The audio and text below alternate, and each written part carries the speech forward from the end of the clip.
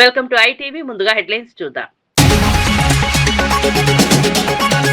కలిసి రాష్ట్ర అభివృద్ధి చేద్దామని బీజేపీ ఎమ్మెల్యేలకు సీఎం రేవంత్ రెడ్డి పిలుపు. ఎన్నికల తర్వాత రాజకీయాలు పక్కన పెట్టి ముందుకెళ్లాలన్న సీఎం. నిధుల కోసం సమిష్టి ప్రయత్నాలు అవసరమన్న రేవంత్. సహకార రాజకీయాలకు సంకేతంగా సీఎం వ్యాఖ్యలు.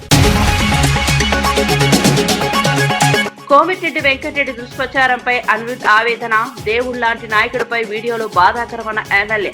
3 రోజులుగా తినలేకపోతున్నారన్న అనిరుద్. నిజాలు త్వరలో బయట పెడతాయని అనిరుద్ స్పష్టం. జర్నలిస్టుల అరెస్టులపై ఎంపీ చామల కిరణ్ స్పందన. ఆధారాలు లేకుండా కథనాలు రాయకూడదన్న ఎంపీ. బాధ్యతాయుత జర్నలిజమే ప్రజాస్వామ్యానికి అవసరమని వెల్లడి. ఊహాజనిత కథనాలపై తీవ్ర వ్యాఖ్యలు. దేశానికి కమ్యూనిస్టుల అవసరం తప్పనిసరిగా ఉందన్న కోనంనేని. 100 ఏళ్ల పోరాట చరిత్రను గుర్తు చేసిన సిపిఐ నేత. ప్రజా సమస్యలే కమ్యూనిస్టుల అజెండా అని వ్యాఖ్య. లౌకిక ప్రజాస్వామ్య రక్షణకు ఉద్యమం అవసరమని వెల్లడి. అణుకు గిరిజన గ్రామంలో హోంమంత్రి అనిత పర్యటన. గ్రామస్తులతో కలిసి సంక్రాంతి వేడుకల్లో పాల్గొన్న మంత్రి. గిరిజన గ్రామాల అభివృద్ధికి కట్టుబాటన్న అనిత. గ్రామస్తుల్లో ఉత్సాహం నింపిన మంత్రి పర్యటన. ఇక వార్త వివరాల్లోకి వెళ్తే, పిన్నెన్నిలో దారుణ హత్యకు గురైన వైఎస్ఆర్సీపీ కార్యకర్త సాల్మాన్ అంత్యక్రియల్లో గురజాల మాజీ ఎమ్మెల్యే కాశు మహేష్ రెడ్డి పాల్గొన్నారు. అంత్యక్రియలకు వెళ్లకుండా పోలీసులు తడ్డుకోవడంతో ఉద్రిక్తత నెలకొంది. తాను కార్యకర్త అంత్యక్రియలకు తప్పకుండా హాజరు కావాల్సిందేనంటూ కాసు మహేష్ రెడ్డి రోడ్డుపై బైఠాయించి నిరసనకు దిగారు. కార్యకర్త కుటుంబానికి అండగా నిలవడం తన బాధ్యత అని ఆయన స్పష్టం చేశారు. పరిస్థితిని గమనించిన పోలీసులు చివరకు వెనక్కు తగ్గారు. దీంతో వైఎస్ఆర్సీపీ నేతలు గ్రామంలోకి వెళ్లి అంత్యక్రియల్లో పాల్గొన్నారు. కష్ట సమయంలో పార్టీ కార్యకర్త కుటుంబానికి అండగా నిలిచిన నాయకత్వంపై పార్టీ శ్రేణులు అభినందనలు తెలిపారు. ఈ ఘటన ప్రాంతంలో రాజకీయంగా చర్చనీయాంశంగా మారింది. ప్రజాస్వామ్యంలో అంత్యక్రియలకు హాజరు కావడాన్ని అడ్డుకోవడం తగదని పలువురు వ్యాఖ్యానించారు.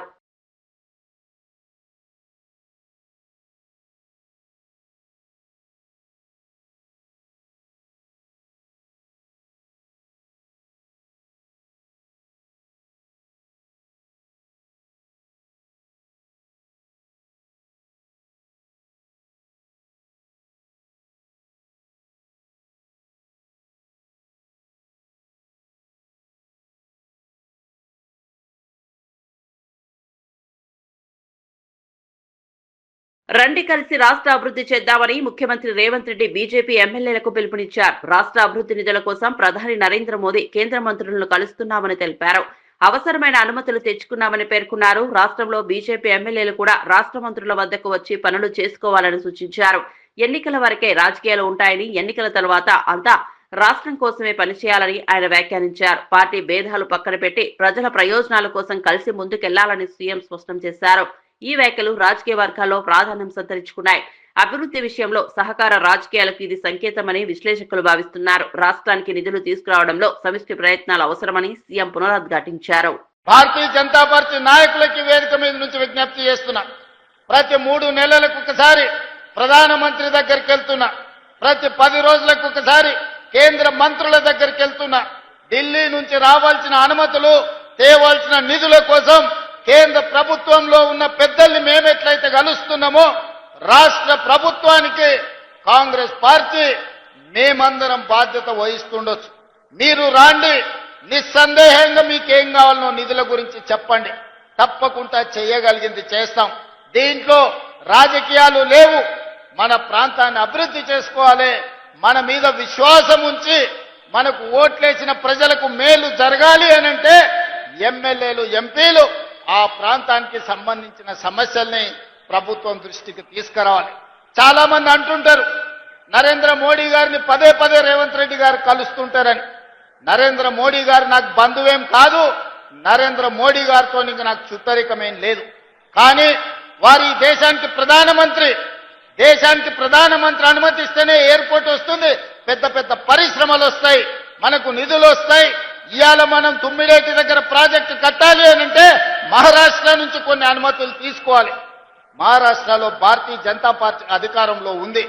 ఒకవేళ ముఖ్యమంత్రి గారు మనం అడిగితే, ఒకవేళ ఏదైనా ఆలోచన చేస్తే, నరేంద్ర మోడీ గారు ఒక మాట చెప్తే, అమిత్ షా గారు ఒక మాట చెప్తే మన ప్రాంతానికి మేలు జరుగుద్ది.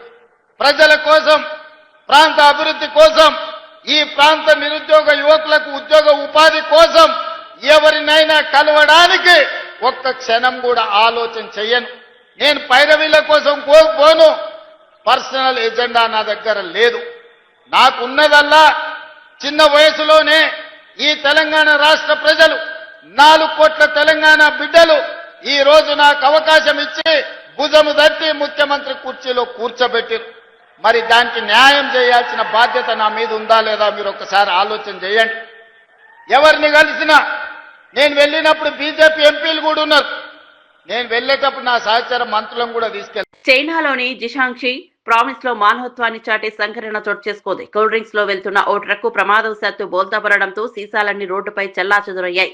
సాధారణంగా ఇలాంటి ఘటనలో లూటీలు జరుగుతుంటాయి, కానీ అక్కడి ప్రజలు భిన్నంగా స్పందించారు. డ్రైవర్ కు అండగా నిలిచిన స్థానికులు రాత్రింబవళ్లు శ్రమించి ఒక్క సీసా కూడా పోకుండా భద్రపరిచారు. డ్రైవర్ ను భారీ నష్టం నుంచి కాపాడారు. ఈ సంఘటనకు సంబంధించిన వీడియో సోషల్ మీడియాలో వైరల్ గా మారి ప్రపంచవ్యాప్తంగా ప్రశంసలు అందుకుంటోంది. మానవత్వం ఇంకా బతికే ఉందని ఈ ఘటన రుజువు చేస్తోందని నెటిజన్లు వ్యాఖ్యానిస్తున్నారు. కష్ట సమయంలో ఒకరికి ఒకరు సహాయం చేసుకోవాలనే సందేశాన్ని ఈ సంఘటన బలంగా చేకూరుస్తోంది.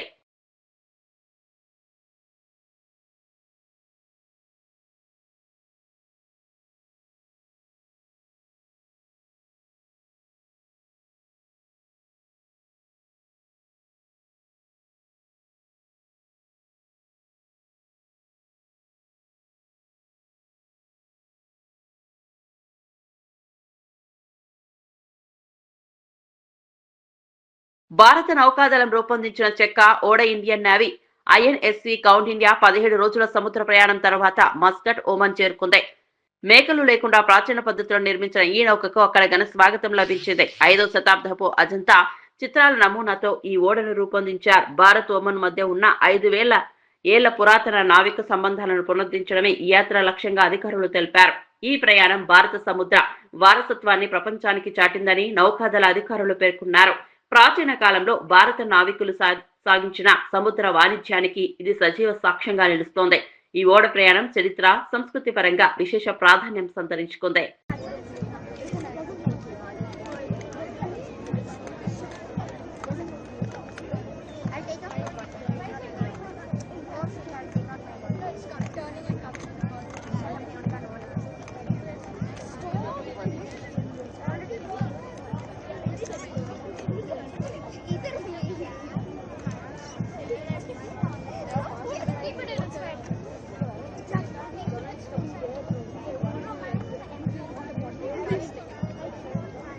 జడ్చర్ల కాంగ్రెస్ ఎమ్మెల్యే అనిరుద్ రెడ్డి పార్టీ నేత కోమటిరెడ్డి వెంకటరెడ్డిపై జరుగుతున్న దుష్ప్రచారంపై తీవ్ర ఆవేదన వ్యక్తం చేశారు. కోమటిరెడ్డి వెంకటరెడ్డి శ్రీరామచంద్రుడు లాంటి వాడని, ఆయన బావిలో దూకమన్నా తాను సిద్ధంగా ఉన్నానని వ్యాఖ్యానించారు. దేవుళ్లాంటి నాయకులపై వీడియోలు చేయడం బాధాకరమన్నారు. ఈ దుష్ప్రచారం వల్ల తాను 3 రోజులుగా తిండి కూడా తినలేకపోతున్నానని చెప్పారు. ఈ అంశంపై విచారణ జరుగుతోందని, త్వరలోనే నిజాలు బయటకొస్తాయని స్పష్టం చేశారు. పార్టీ ప్రతిష్టను దెబ్బతీసే ప్రయత్నాలు సహించబోమన్నారు. మొన్న సంక్రాంతి సెలవులు ఉన్నాయని చెప్పేసి నా కొడుకుని 3 రోజులు హాలిడేకి తీసుకెళ్తే టీవీలో చూసినప్పుడు చాలా బాధగా అనిపించింది. వెంకన్న ఇట్లా నేను విషయం చేయించి చంపాడని చెప్పడం ఇంకా బాధగా అనిపించింది. వెంకన్న ఒక తెలంగాణకి బ్రాండ్ కోమటిరెడ్డి బ్రదర్స్. కోమటిరెడ్డి వెంకన్న ఇలాంటి వాక్యాలు మీరు చెప్పినందుకు చాలా బాధపడ్డాను. ఒక శ్రీరామచంద్రుని అంటే కోమటిరెడ్డి వెంకటరెడ్డి గారు, ఆయనకు దగ్గర సన్నిహితుడుగా నాకు తెలుసు. ఆయన గురించి ఒక శ్రీరామచంద్రుడు, ఆయన గురించి ఇట్లా తప్పుడు ప్రచారం చేసుడు మాత్రము తప్పు అని చెప్పి కూడా నేను అనుకుంటున్నాను. అదే కాకుండా ఎన్టీవీ వాళ్ళు కూడా, అంటే అది తెలిసి జరిగిందో తెలియక జరిగిందో, చౌదరి గారు నాకు బాగా తెలుసు, అయితే ఎట్లా జరిగిందో కూడా తెలియదు. సరే, ఎంక్వైరీ జరుగుతుంది. ఎంక్వైరీ జరిగినప్పుడు మనకు అన్ని నిజాలు తెలుస్తాయి. కోమటిరెడ్డి వెంకటరెడ్డి అన్న మీకు కావాలంటే ప్రజలు ఆయన తెలంగాణ కోసం మినిస్ట్రీ పదవి వద్దని చెప్పి రిజైన్ చేసి వచ్చినాయి. అంత పెద్ద మంచి పైన ఇలాంటి వీడియోలు తీయడం కరెక్ట్ కాదు. ఒకటే మాటలు చెప్తున్నాను, కోమటిరెడ్డి వెంకన్న ఈ రోజు ఉన్న శ్రీరామచంద్ర. జయశంకర్ భూపాలపల్లి జిల్లా కాటారం మండలం మేడిపల్లి టోల్గేట్ సమీపంలో కారు దగ్ధమైన ఘటన కలకలం రేపింది. వరంగల్ నుంచి మేడారం దర్శనం అనంతరం కాళేశ్వరం వెళ్తున్న సమయంలో కారులో షార్ట్ సర్క్యూట్ కారణంగా మంటలు చెలరేగాయి. కారు నుంచి పొగలు రావడాన్ని గమనించిన ప్రయాణికులు అప్రమత్తమై వెంటనే బయటకు దిగడంతో ప్రాణాపాయం తప్పింది.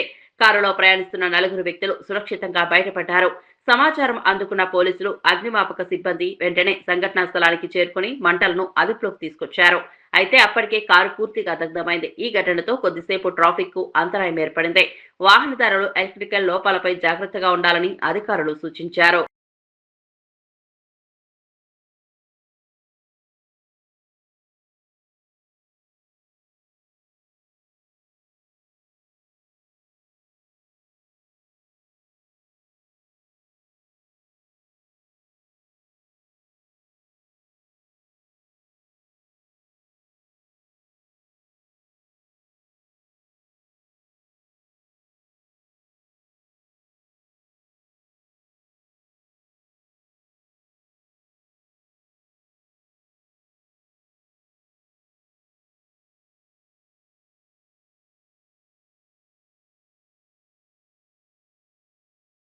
భువనగిరి కాంగ్రెస్ ఎంపీ చావల కిరణ్ కుమార్ రెడ్డి జర్నలిస్టుల అరెస్టులపై స్పందించారు. ఒకప్పుడు సంపూర్ణ ఆధారాలతో మీడియా కథనాలు వచ్చేవని ఇప్పుడు కొందరు ఊహాజనిత కథనాలు రాస్తున్నారని వ్యాఖ్యానించారు. అలాంటి కథనాల వల్ల ప్రజాప్రతినిధులు, అధికారులు ఇబ్బందులు ఎదుర్కొంటున్నారని తెలిపారు. ఒక కేబినెట్ మంత్రి బయటకు వచ్చి విషయం ఇచ్చి చంపమని అన్నారంటే పరిస్థితి ఎంత తీవ్రమైందో అర్థం చేసుకోవాలని అన్నారు. మీడియాకు తమ వ్యతిరేకం కాదని, కానీ ఆధారాలు లేకుండా వ్యక్తుల వ్యక్తిత్వాన్ని దెబ్బతీసే కథనాలు రాయకూడదని సూచించారు. బాధ్యతాయుత జర్నలిజమే ప్రజాస్వామ్యానికి అవసరమన్నారు. అధికార ప్రతినిధిగా మీడియాతో సంబంధాలు ఉన్నటువంటి వ్యక్తిగా నాకు అందరూ దగ్గర వాళ్ళే.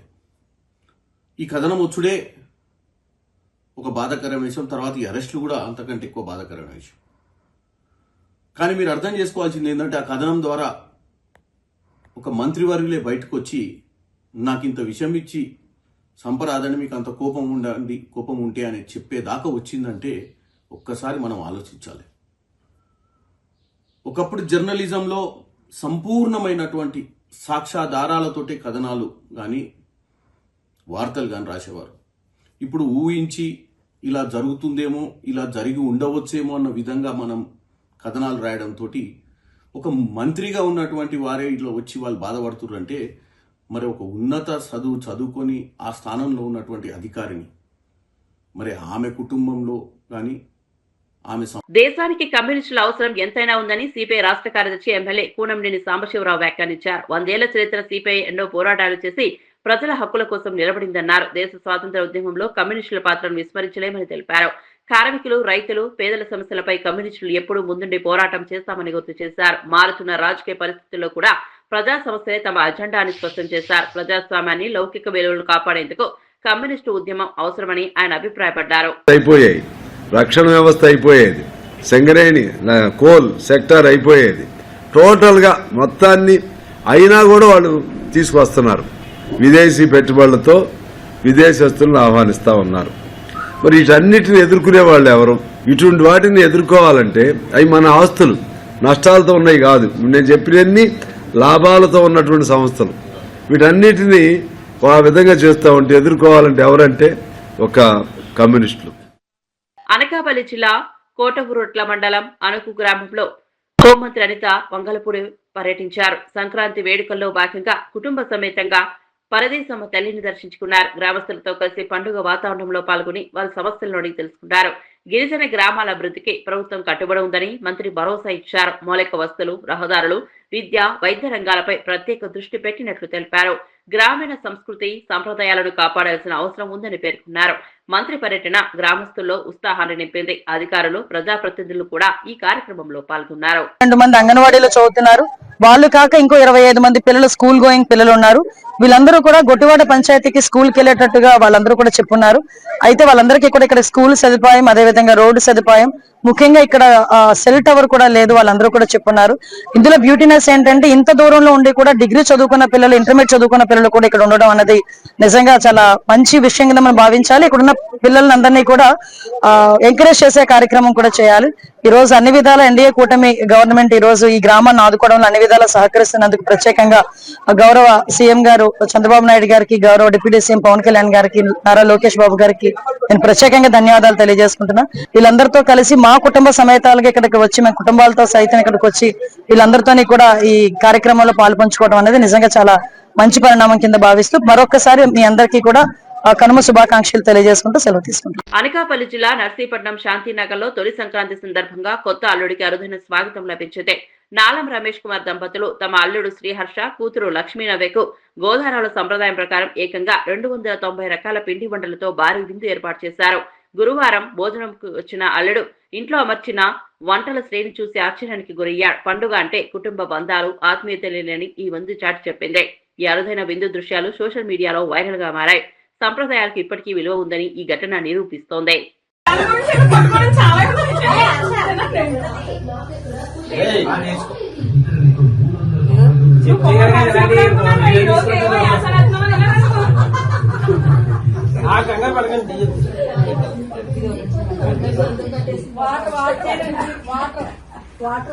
అవన్నీ చూసి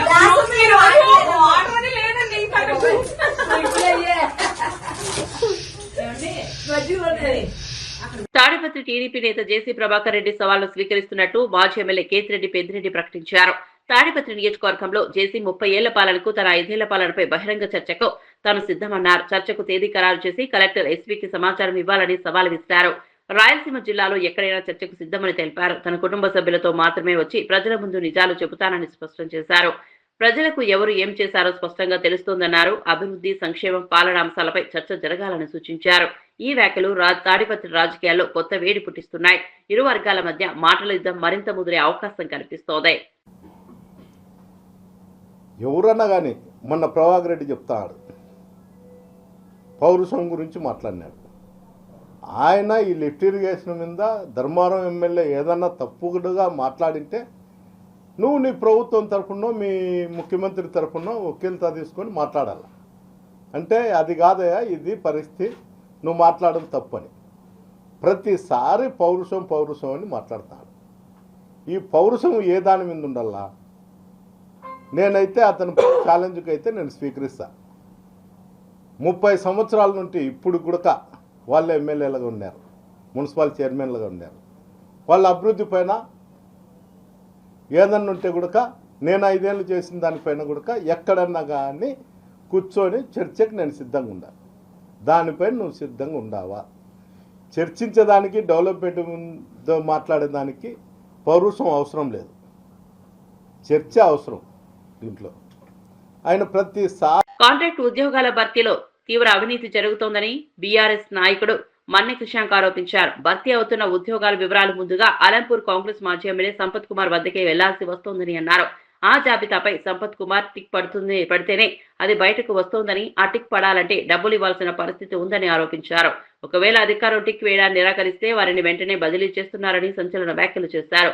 ఇది నిరుద్యోగ యువత భవిష్యత్తులో ఆడుకునే చర్యగా ఆయన మండిపడ్డారు. ఈ ఆరోపణలపై ప్రభుత్వం స్పందించాలని డిమాండ్ చేశారు. ఉద్యోగ నియామకాల్లో పారదర్శకత లేకపోవడంపై రాజకీయ వర్గాల్లో తీవ్ర చర్చ కొనసాగుతోంది. ఆ లిస్టుని సంపత్ కుమార్ గారు టిక్ చేస్తేనే అప్పుడు బయటికి రిలీజ్ కావాలనంట. ఆ టిక్ పడాలంటే ఏంది? పైసలు రావాలి. ఆ టిక్ చేయడానికి ఆ లిస్టు అధికారి ఇవ్వకపోతే ఇమీడియట్గా ట్రాన్స్ఫర్. ఇది మేము ఛాలెంజ్ చేస్తున్నాం, నిరూపిస్తాం. లిస్టు ఇవ్వకపోతే లిస్టు నాకు పంపాలే, జాబ్స్ లిస్టు నాకు పంపాలే అని హుకుం జారీ చేయడం అధికారి మీద. ఆ లిస్టు రాకపోతే ఇమ్మీడియట్గా 2 రోజుల్లో బదిలీ. ఇది తెలంగాణ యువత గమనించాలి. ఈయన రాష్ట్ర ముఖ్యమంత్రి కాదు, ఈయన మంత్రి కాదు, ఆ జిల్లా ఇన్ఛార్జ్ మంత్రి కాదు, కనీసం ఎమ్మెల్యే కూడా కాదు. మరి ఉద్యోగాల లిస్టు ఎవరు భర్తీ అయినరు, ఎవరు సెలెక్ట్ అయినరు అనేది లిస్టు ఈయన ఇంటికి ఎందుకు పోవాలి? ఇది తెలంగాణ యువత ఆలోచించి. కృష్ణా జిల్లా పెదపారుపూడి మండలం భూషణగుళ్ల గ్రామంలో కోడి పందాల బరి వద్ద జరిగిన ఘర్షణలో ఓ వ్యక్తి తీవ్రంగా గాయపడ్డాడు. పందెం విషయంలో తలెత్తిన గొడవ హింసాత్మకంగా మారింది. గుడివాడకు చెందిన అనగాని జగన్నాథం అనే వ్యక్తిపై కోడికత్తితో దాడి చేయడంతో అతనికి తీవ్ర గాయాలయ్యాయి. స్థానికులు వెంటనే గాయపడిన వ్యక్తిని ఆసుపత్రికి తరలించారు. సంక్రాంతి వేళ కోడి పందాలు, పేకాటలు గ్రామాల్లో ఉద్రిక్తతలకు దారితీస్తున్నాయని ప్రజలు ఆందోళన వ్యక్తం చేస్తున్నారు. ఇలాంటి అక్రమ కార్యకలాపాలపై కఠిన చర్యలు తీసుకోవాలని పోలీసులు కోరుతున్నారు. ఘటనపై పోలీసులు కేసు నమోదు చేసి దర్యాప్తు ప్రారంభించారు. పండుగల సమయంలో శాంతి భద్రతలు కాపాడాల్సిన అవసరం ఉందని అధికారులు హెచ్చరిస్తున్నారు. వంగన్నవాడిని వచ్చి వెనక నుంచి బ్లడ్తో పోసాడు. మొత్తం ఇదంతా తెగిపోయింది. ఎగాడు పారిపోయాడు సార్, ఏమైందో తెలియదు. ఎగాడు మేము గబగబా కండవా చుట్టి బ్లడ్ కారిపోతుంటే హాస్పిటల్ తీసుకొచ్చాం సార్. గత ప్రభుత్వం హయాంలో ఇసుక మాఫియా ద్వారా కోట్ల రూపాయలు కొల్లగొట్టారని మంత్రి వివేక్ వెంకటస్వామి తీవ్ర ఆరోపణలు చేశారు. మంచిర్యాల జిల్లా చెన్నూరులో పలు అభివృద్ధి పనులకు శంకుస్థాపన చేసిన సందర్భంగా ఆయన మాట్లాడారు. అక్రమ ఇసుక త్రవ్వకాల వల్ల ప్రభుత్వానికి భారీ నష్టం వాటిల్లిందని తెలిపారు. ప్రస్తుతం ఆ అక్రమాలకు అడ్డుకట్ట వేస్తున్నామని, పారదర్శక విధానాలతో ఇసుక విధానం అమలు చేస్తున్నామని చెప్పారు. అభివృద్ధి పనులకు ఇసుక కొరత లేకుండా చర్యలు తీసుకుంటామని స్పష్టం చేశారు. ప్రజాధనం దోచుకున్న వారిపై కఠిన చర్యలు తప్పవని హెచ్చరించారు. పెడుతున్నారంటే మంచి విషయం కదా, అది తిప్పి కొట్టే అవసరం ఉంది వాళ్ళకు. ఎందుకంటే అబద్ధాలు చెప్పుకుంటూ ఈ ఇసుక దందా భూదందా చేసి కోట్లాది రూపాయలు సంపాదించారు.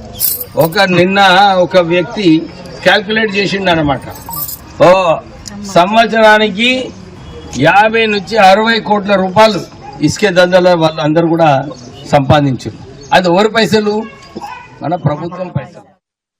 వార్తలు ముగించే ముందు ముఖ్యాంశాలు మరోసారి.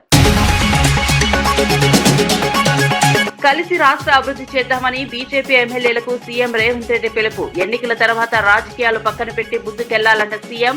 నిధుల కోసం సమిష్టి ప్రయత్నాలు అవసరమన్న రేవంత్. సహకార రాజకీయాలకు సంకేతంగా సీఎం వ్యాఖ్యలు. కోమటిరెడ్డి వెంకటరెడ్డి దుష్ప్రచారంపై అనిరుద్ ఆవేదన. దేవుళ్లాంటి నాయకుడిపై వీడియోలు బాధాకరమన్న ఎమ్మెల్యే. 3 రోజులుగా తినలేకపోతున్నారన్న అనిరుద్. నిజాలు త్వరలో బయట పెడతాయని అనిరుద్ స్పష్టం. జర్నలిస్టుల అరెస్టులపై ఎంపీ చామల కిరణ్ స్పందన. ఆధారాలు లేకుండా కథనాలు రాయకూడదన్న ఎంపీ. బాధ్యతాయుత జర్నలిజమే ప్రజాస్వామ్యానికి అవసరమని వెల్లడి. ఊహాజనిత కథనాలపై తీవ్ర వ్యాఖ్యలు.